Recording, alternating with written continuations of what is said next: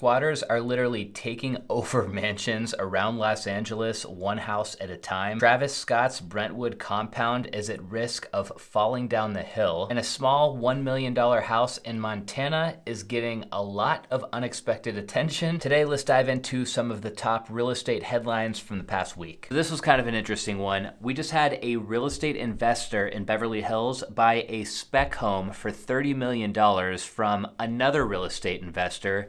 Let's take a look at this place together and break down this deal. The agency had the listing. This place was a 9-bedroom, 14-bathroom, single-family home. The architect was William Hefner, so lots of natural light in here. Big private backyard. The house is sitting on, I think, almost an acre. Here's the office, the dining room. The kitchen's kind of small, in my opinion, for a $30 million house, but very nice. It does come with a chef's kitchen, though, so this is probably where all the real cooking happens. Here's the master bedroom. You got a fireplace in the master bath. Check this out. So it has a game room / movie theater with purple carpet. It's got this big wine room, a little massage room, and of course it comes with a gym too. If we go to Zillow and go down to the price history, I wanna run the numbers on this deal, try to figure out exactly how much this developer made or lost on this thing. So going back, so he paid $8.75 million for the place back in 2016. 4 years later, he listed it for $40 million bucks. So took him, probably about 4 years to go through the whole permitting process and then just build this house. So 40 million bucks, looks like it never sold. He ended up listing it for rent, taking it off the market altogether. He dropped the price to 37 million in 2023, and then it ultimately sold for 31 million. So it sold for like 9 million less than his original asking price. So let's break this deal down. So it sold for 31 million, then the commissions and closing costs were probably about 1.55 million. The place is 16,000 square feet. Just based on the architecture and the ceiling heights and the finishes and stuff, I'm gonna guess it was probably like, I don't know, 800 bucks a square foot to build this place. So there's another 12.8 million just into the build. He probably spent another 1.5 million or so in loan interest, property taxes, insurance, utilities, all of that stuff. Let's just tack on another $500,000 just for random stuff we're not thinking about, like designer fees, architectural fees, the staging costs, stuff like that. And last, we can't forget what he paid for the lot, which was 8.75. It looks like this guy must have made somewhere around 6 million bucks on this deal for 4 years worth of work on one project. I mean, not bad. He was obviously shooting for the moon with that original asking price, but still, 6 million bucks for 4 years worth of work, I'd take it. We've got another squatter story in LA, you guys. I don't know why, but this has kind of become like a regular thing out there lately. If you remember a few months ago, there was that lady who was squatting in the Brentwood mansion for a couple of years. Then last month, we had that other group of squatters who took over a place in Beverly Hills and turned it into a party house. Anyways, this latest story is just as juicy as those other ones. Some squatters took over a mansion in the Hollywood Hills, and when police showed up to kick them out the other day, an OnlyFans model answered the door. What? This is another situation where the house was sitting vacant because it's currently for sale. The realtors actually just came over here one day to set up for an open house, and that's when they realized that somebody clearly had moved into their vacant listing. They called the cops, and ultimately they were able to get these people kicked out, but unfortunately the house was left a complete mess. What happened was some people moved into the house. They drafted up a fake lease that made it look like they were approved to actually live there. Then they even installed a fake mailbox outside to get mail sent to so they could establish residency. It's crazy the lengths that some of these people will go to get away with squatting. One of the biggest questions were, how did we get the people out, and how do people not get squatters out where they live in the house for months and months and months? Basically, why there were so many cops at the house, and when we got to the house, we thought this was a trespassing situation, because technically it is. The reason that we got them out was because the main person on the lease and the couple other leasees were not in the house at the time. But if somebody was in the house that was on the lease agreement when we came there and the cops came and they came out, then it would have become a civil law case, which is what you see a lot of the times when people squat for months and months and months. These agents and the owner got really lucky, I guess, that the person on the lease wasn't home whenever the cops showed up. Plus, the icing on the cake is their listing is getting a ton of publicity now, so I guess that's good. But yeah, the place has 6 bedrooms, 7 bathrooms, 9,300 square feet, sitting on 0.3 acres. And then check this out, okay? So how ironic is this? The listing agents actually call this place the creator's headquarters.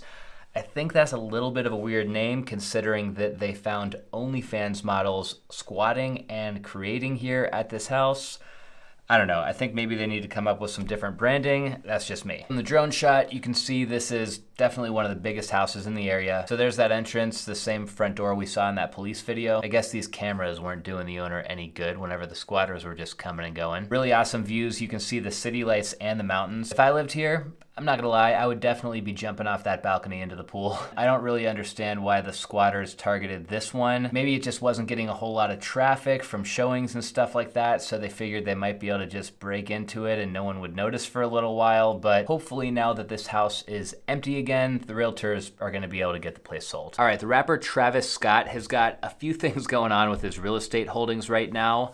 One of them being that he's having a little bit of a hard time selling his house in Beverly Hills. Josh Altman just took over this listing. On his Instagram post, he calls the place a sprawling 1.1 acre estate that is a 9,100 square foot architectural masterpiece. If you look at the price history though, this place was first listed for sale for $22 million back in October of 2022. Then the price was dropped to $20 million in March of 2023. And now they just dropped the price again, now to $18 million. This place is pretty cool. 7 bedrooms, 9,200 square feet. Okay, at first glance, I totally thought this gate down here was broken and I was like, oh my gosh, why did you use this as the cover shot? But upon further inspection, I'm pretty sure that the gate looks like that because it has to be kind of like at a weird angle in order to swoop open because the driveway actually goes up.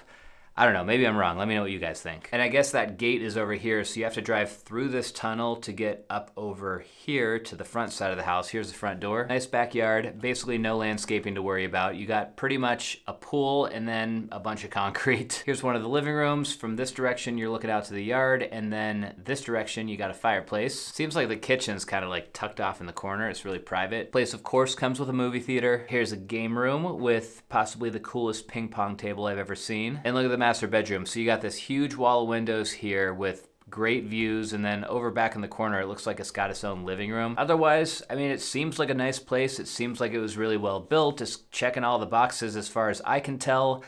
Not sure why this place isn't selling, but as it is with most situations like this, they're probably just priced too high for the location. I mentioned a minute ago that Travis Scott has got a few things going on.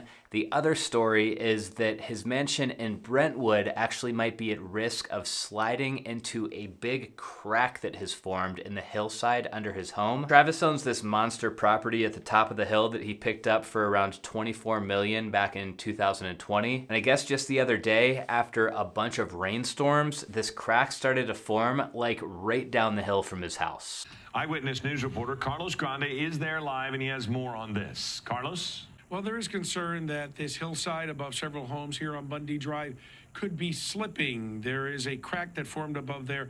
The good news for now, it doesn't appear to be a problem, but as you might imagine, people here feel a bit uneasy. I don't know, maybe Travis Scott doesn't have anything to worry about at the moment, but still a little scary. This story is pretty funny. So there's this random house in Montana that just hit the market. They're asking over $1 million for the place, and people have some very mixed opinions about this. So I think you guys are gonna be able to tell right away why the internet is just up in arms here. The house has 3 bedrooms, 1 bathroom, it's 1,800 square feet, and it's not like it's even sitting on a bunch of acres. It's a 6,500 square foot lot. Other than, I'm not gonna lie, I actually kind of like that they painted the foundation blue. They gave us a view of what you see if you're looking down the street. I guess there are deer in the neighborhood. No photos of the inside of this place. Here they're showing us the lot size, which tells me maybe they're trying to market it as a teardown. But look, here's the house right here. So it's like a 2-minute walk away from the river, and this is a shot of the river, this next one here.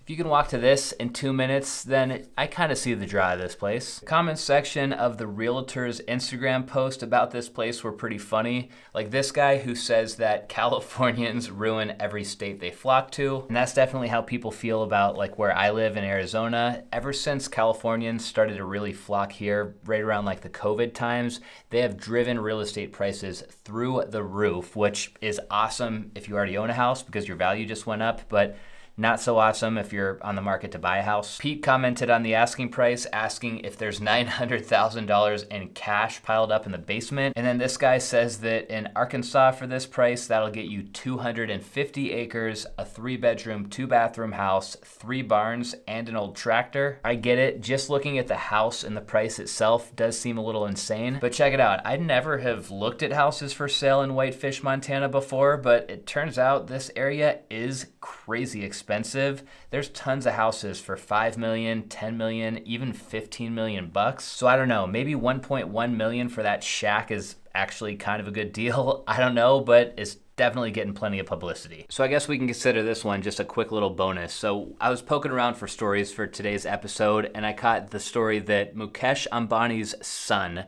just hired Rihanna to perform at his pre-wedding ceremony. Not his actual wedding, this is his pre-wedding. And this bash was wild. It was completely over the top. Rihanna got paid over $6 million to perform. David Blaine was there to do magic tricks. People like Ivanka Trump and Bill Gates attended. Zuckerberg was there too. There were 1,200 guests in total, each who were served 500 dishes served by 100 different chefs. I have no idea who's able to possibly eat 500 dishes in one night. And yes, I know this is a real estate channel and this so far has nothing to do with real estate, but anytime I see Mukesh Ambani's name, it catches my attention because his whole life is just pretty fascinating. I mean, this is the same guy who built the Antilia residence in Mumbai, which is that 400,000 square foot skyscraper that he built for himself and his family. And Ambani is also the same guy who bought a $79 million, 300-acre property in London over a Zoom call. This place was 49 bedrooms. It's got 3 restaurants on site, 13 tennis courts, and a 27-hole golf course. And this one, I guess COVID was happening, so he didn't feel like going out to the property, so he just did a couple of Zoom calls and he figured that was enough to drop $79 million. Can't wait to see the next way that this guy spends his fortune. That's a wrap for this week's episode. If you guys enjoyed the video, remember to hit the like button down below before you go. That really helps the channel out a lot. And don't forget to hit subscribe as well if you're into these kind of real estate videos. I'm putting new videos out every week. I'll see you next time.